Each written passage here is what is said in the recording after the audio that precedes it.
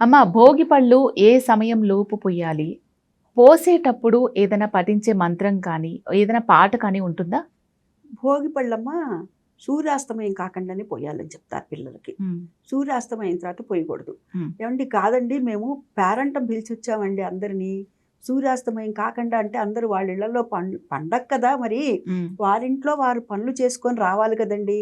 మరి వారొచ్చే వరకు మరి ఎట్లాగండి అనంటే, ఇంట్లో ఉండేటటువంటి వారుంటారు గదా! హ్మ్. వారు ఎవరైతే ఉంటారో ఎందుకంటే ఈ పండగ నలుగురితో కలిపి చేసుకునేటటువంటి పండగే కాబట్టి, ఇంట్లో ఉండేటటువంటి బంధువులు, ఆడపిల్లలు అందరూ ఉంటారు గదా! హ్మ్. ఇంట్లో ఉండేటటువంటి వారందరూ కలిపి మొట్టమొదటగా ఇంట్లో వాళ్ళు పోసేసేయండి. హ్మ్.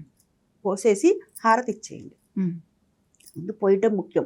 లేతే ఏవండీ నలుగురొచ్చిన తర్వాత హారతిస్తే బావుంటుందిగా అంటూ ఉంటారు కొందరు. హ్మ్. నిజమే.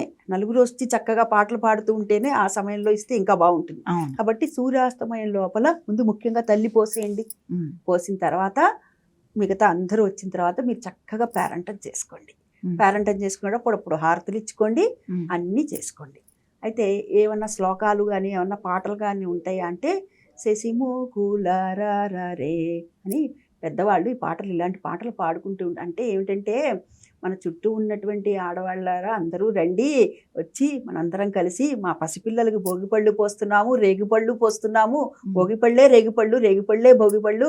వాళ్ళనొచ్చి మీరందరూ మీ చల్లని చేతులతో దీవించండి అని చెప్పి, ఈ పాట యొక్క ఆంతర్యం అన్నమాట. దాంట్లో ఉండేటటువంటి అర్థం అమ్మా ఇది. అని హుహు. ఈ విధంగా పాటలు పాడుతూ పోసేటటువంటి వారమ్మ.